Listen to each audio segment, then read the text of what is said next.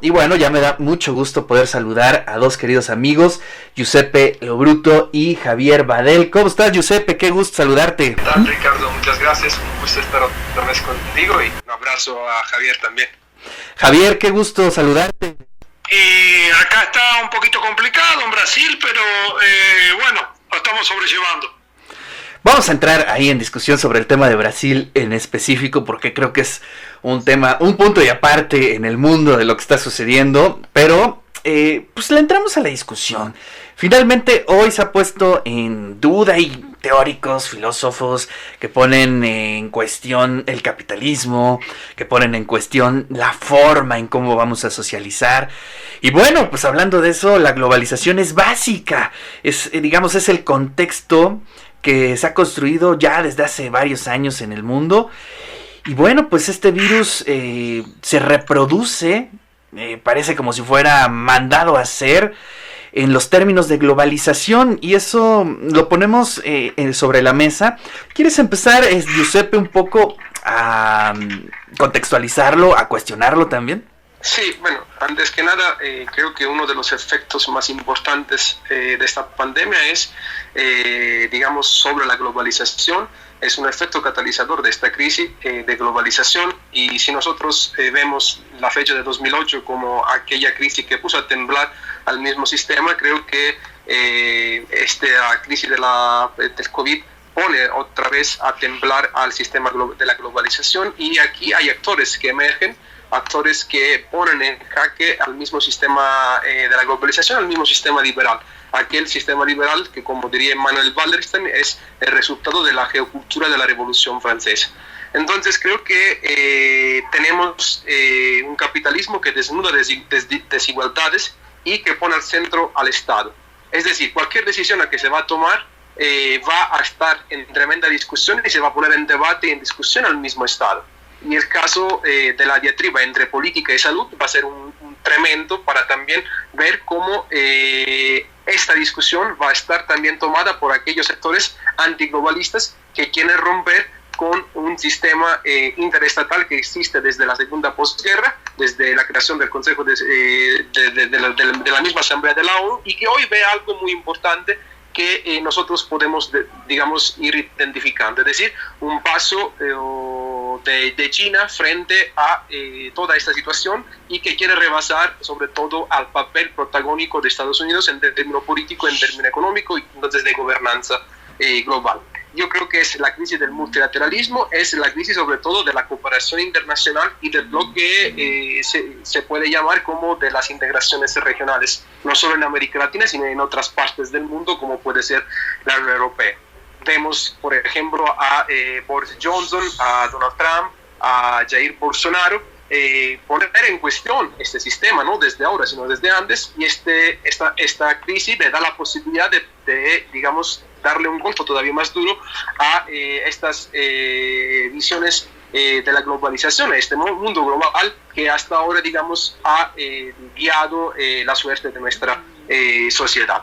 Creo que hay un enfrentamiento muy fuerte entre una derecha xenófoba e irracional que pone al infector como el gran problema, y si lo vemos con respecto a los grandes fenómenos de nuestra sociedad, se pasa de ser el chivo expiatorio del migrante, como puede ser en Europa, esto hace 2 meses era el chivo expiatorio de todo, eran los migrantes, a ser el infector, es decir, el que trae COVID. Entonces creo que, como primer punto, creo que esta crisis del COVID pone en entredicho y pone en jaque lo que es la globalización hoy. Una globalización que no ha pasado tiempos fáciles desde sobre todo la crisis del 2008, y quiero recordar que para América Latina el 2014 fue fundamental porque ahí se reflejaron los aspectos y los efectos más duros de esta crisis en nuestra región.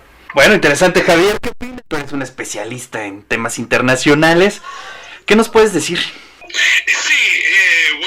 voy a en alguna medida complementar lo que dijo Giuseppe. Lo que nosotros vemos aquí es un proceso catalizador y acelerador de los problemas y las contradicciones de la globalización. ¿En qué sentido? A veces, inclusive las confusiones que tenemos entre globalización y globalismo, visión del norte y la visión del sur, y entre la profundización de desigualdades. El otro día mencionaba un escritor portugués, José Saramago, que decía que para ver la isla hay que salir de la isla, ¿no es cierto? Lo mencioné en un grupo de investigación, en una charla. Bueno, a lo mejor lo que hace el COVID y esta crisis, de esta gran pandemia, que para nosotros es inédita, para mi generación es inédita, para la generación de mi papá es inédita, porque no vivió la gripe española, es alejarnos un poco de la globalización y observar algunas contradicciones. En primer lugar, el cuestionamiento en términos globales, ¿no? En términos mundiales.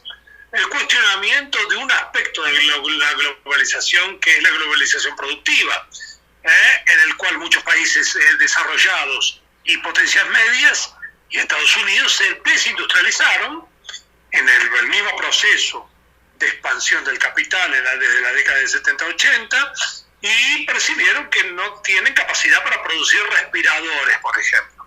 Yo te pongo un ejemplo, pero bueno, es un elemento fundamental de ese proceso. El segundo elemento es el de la globalización financiera.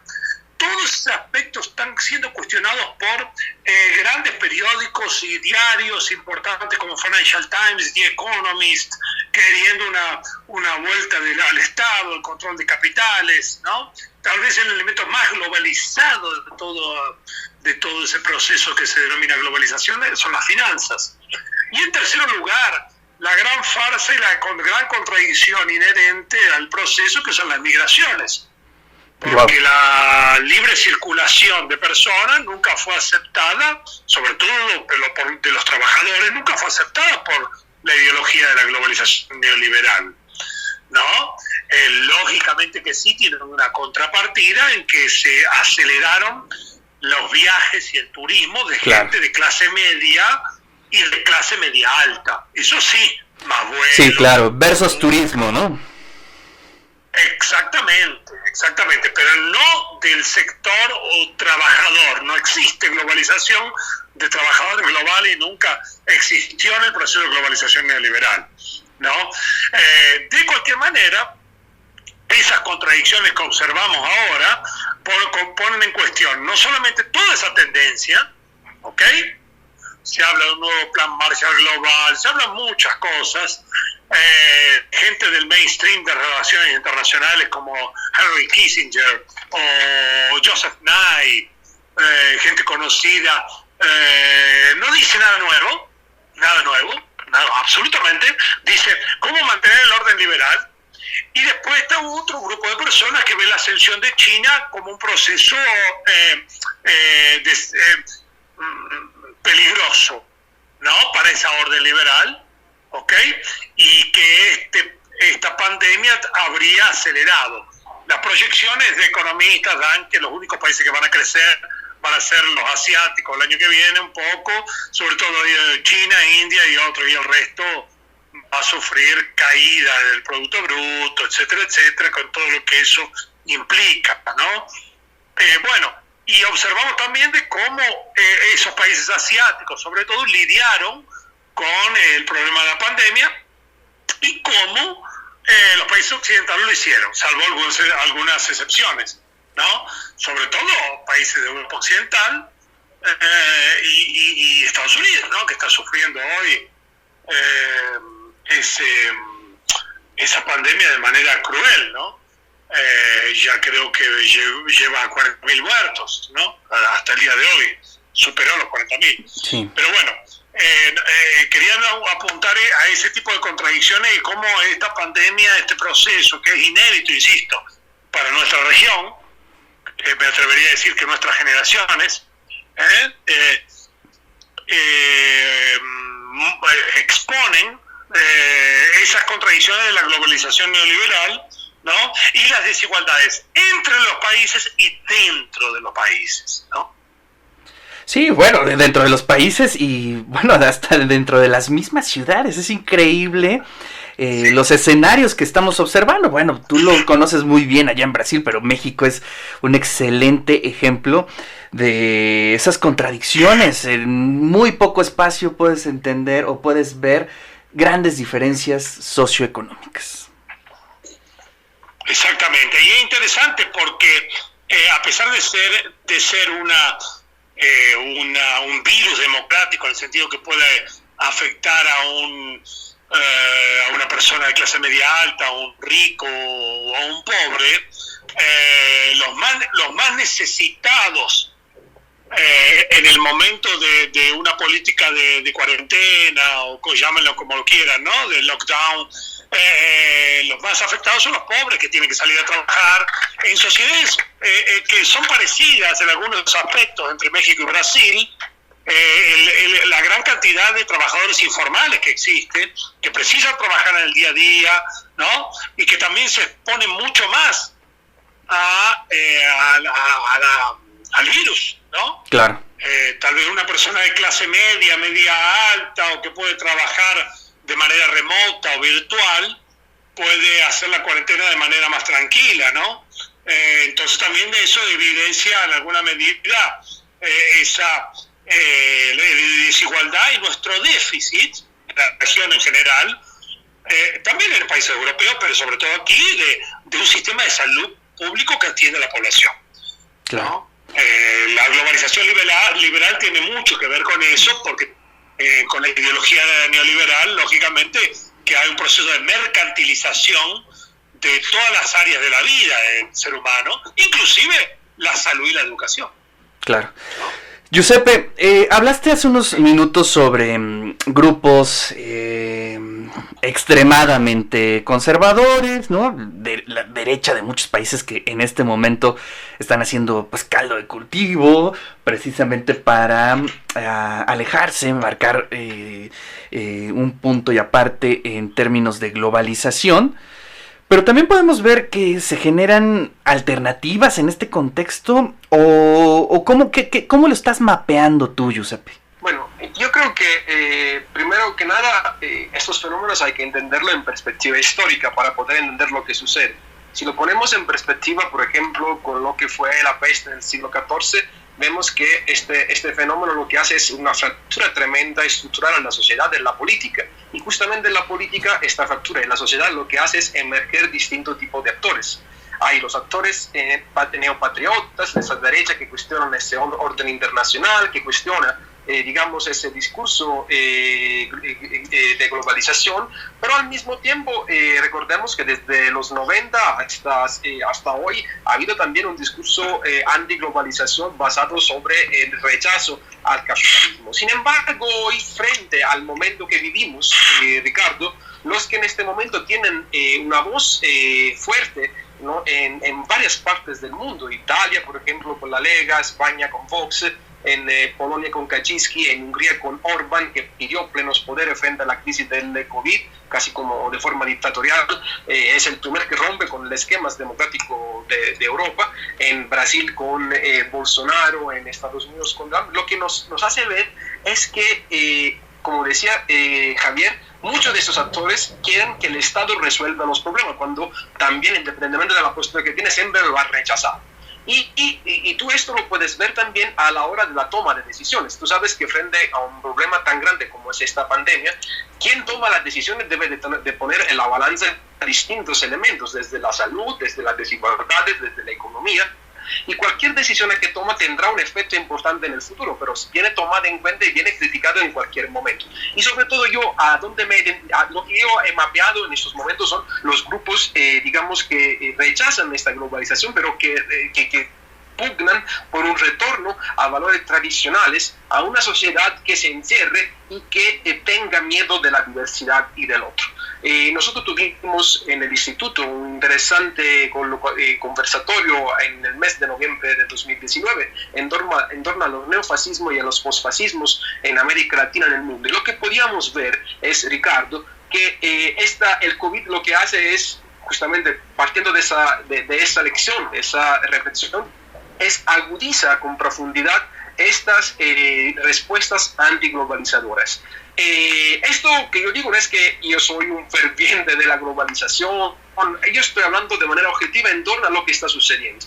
Y en ese contexto complejo, tal como decía Javier, hay una globalización financiera, una globalización productiva que viene puesta en entredicho, y aprovecho para decir que, por ejemplo, hoy, por primera vez en la historia, el precio del petróleo va en negativo, menos $3.70 por barril, nunca había pasado en la historia.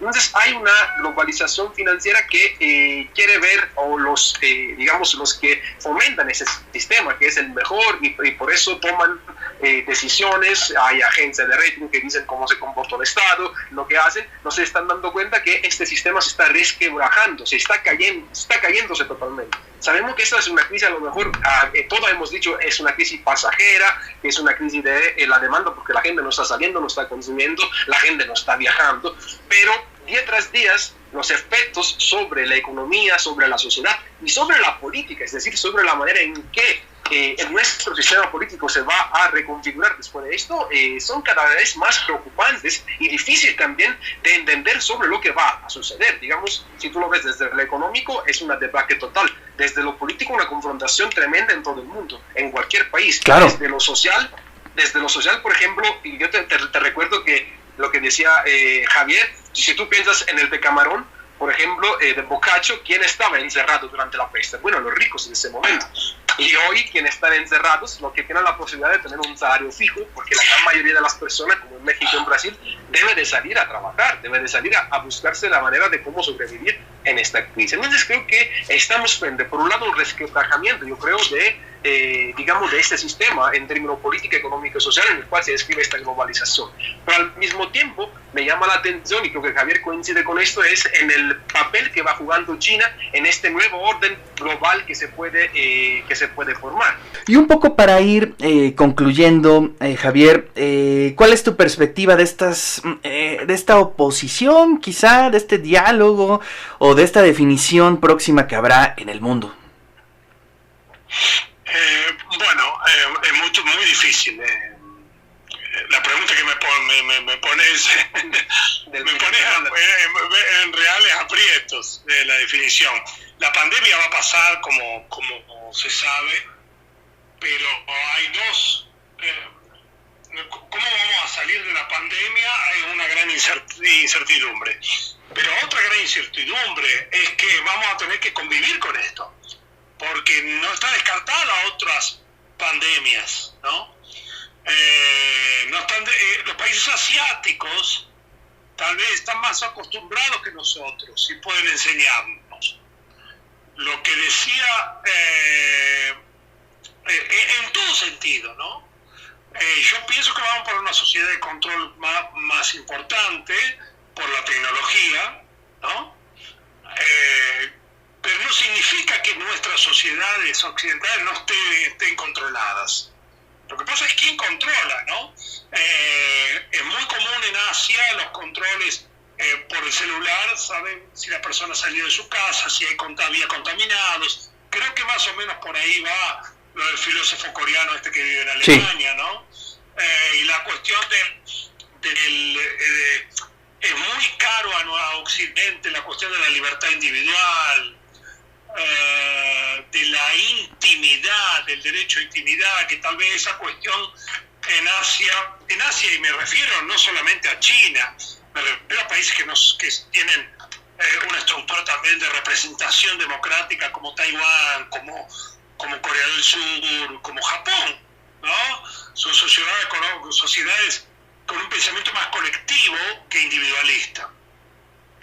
El problema es cuando nos enfrentamos a la contradicción entre defender una libertad individual inexistente frente a extremas desigualdades crecientes, ¿no?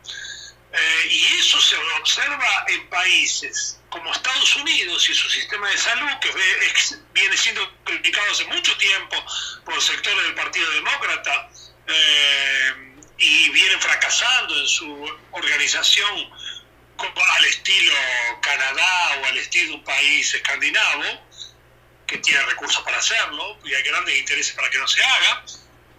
O sea, esa gran desigualdad en países opulentos o grande desigualdad como en América Latina. América Latina tal vez sea el subcontinente, América Latina y el Caribe, ¿no? Más desigual del mundo. No más pobre, tal vez se lo sea África, pero tal vez más desigual. Y en ese sentido, ahí viene el choque un poco de valores entre nuestra versión occidental del desarrollo, para dónde fuimos, y la versión asiática, ¿no? Que en un momento, recordemos que en 1949, ¿no? China tenía índices de pobreza y desigualdad mayor que cualquier país de África. Entonces, tiene una carta de triunfo muy grande algunos países asiáticos. Y te voy a decir, como otra vez, citando a mí, no te voy a decir los países que embarcaron una vía no capitalista pura, como China, Vietnam, que tiene altísimas tasas de crecimiento y de poca desigualdad social. Te pongo países como Corea del Sur, Taiwán, Singapur es una ciudad, a veces se pone como ejemplo, pero es complicado, pero te puedo decir Malasia, una vía de desarrollo en el cual gran parte de la población se vio favorecida en ese proceso, ¿no? Y en el cual en nuestra sociedad imitamos lo peor de la modernización occidental, en el cual 1%, 5% de la población ve los frutos del crecimiento, mientras que el resto no. Es muy difícil hablar de preservar libertad individual una persona que está desempleada, que sufre. Claro, no tiene ningún sentido ese concepto, ¿no? El concepto se vacía, ¿no? En esa contradicción, se vacía totalmente. Porque no tiene ningún sentido. No tiene sentido como ideal, yo te lo voy a defender también. Yo también quiero mi intimidad, yo también no quiero una cámara que me vea, ¿no? Pero también la gente que defiende la libertad individual quiere cámaras en sus condominios cerrados para evitar que entre gente. Claro. A robar. Contradicción.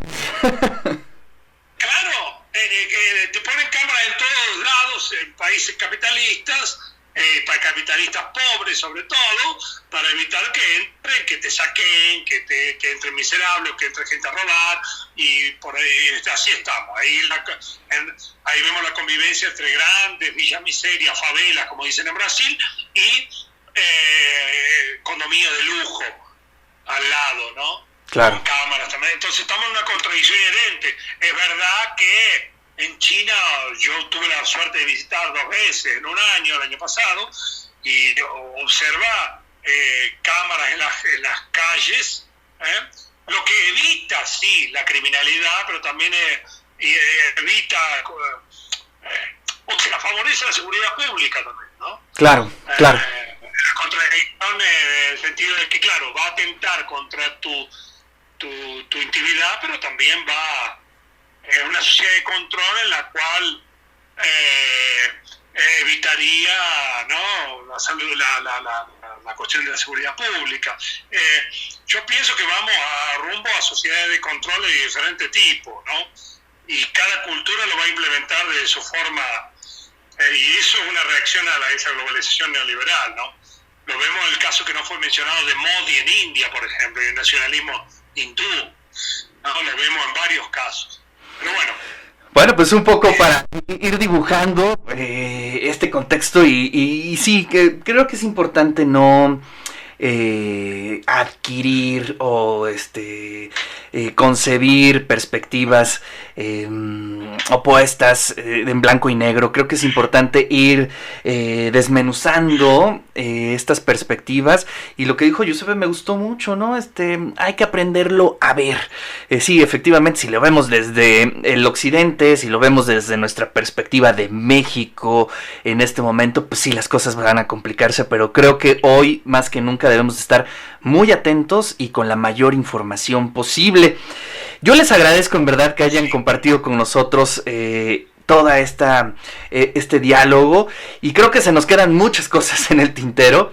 Desgraciadamente el tiempo se nos acaba, pero quiero invitar próximamente a ambos para que podamos continuar con este diálogo. Creo que es importante, se nos queda pendiente el tema obviamente de China en específico, se nos queda pendiente el tema de Brasil en específico, y hay que abordarlo de manera con la mayor profundidad posible. La otra semana, Giuseppe, Javier, por aquí nos vemos y lo seguimos discutiendo. Sí.